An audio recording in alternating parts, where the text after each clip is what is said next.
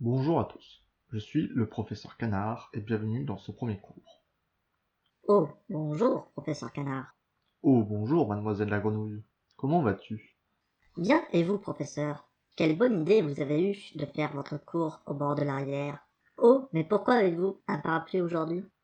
Ah mais c'est parce qu'aujourd'hui on va en avoir besoin. Prends le tien et suis-moi. Voilà, vu d'ici je pourrais mieux expliquer. Et de quoi allez-vous parler aujourd'hui? Je vais te parler des lits, mademoiselle la grenouille. Des lits pour dormir? Non, des lits d'une rivière, même si on peut comparer avec des vrais lits.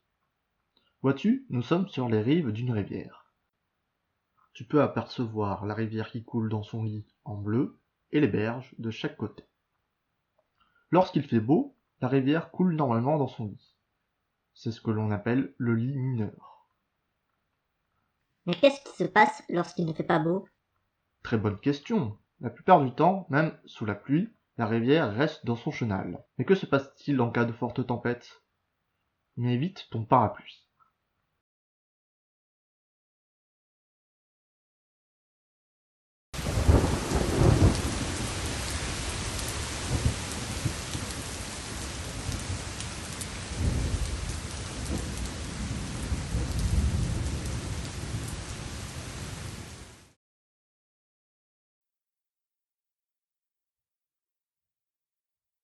Oh là là, c'était une sacrée averse. Heureusement qu'on avait nos parapluies.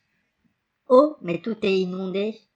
Eh oui, comme tu peux le voir, la rivière a submergé toute la rive.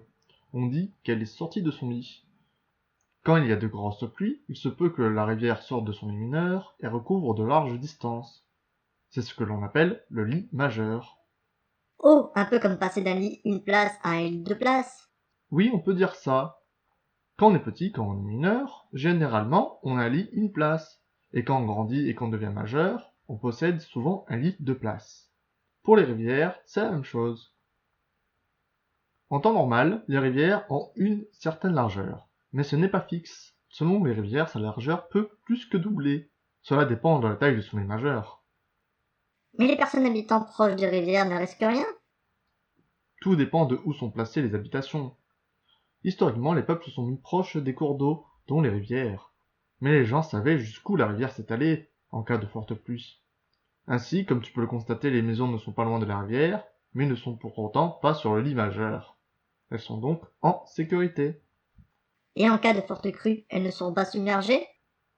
Et oui, car elles ne sont pas dans ce qu'on appelle la zone inondable. Il faut faire toujours attention à ne pas construire dans le lit majeur, car une inondation est si vite arrivée. D'accord, merci pour toutes ces informations, professeur Canard. Oh, mais de rien, mademoiselle la grenouille. La drôle de la chance, la rivière quand même. Elle possède deux lits.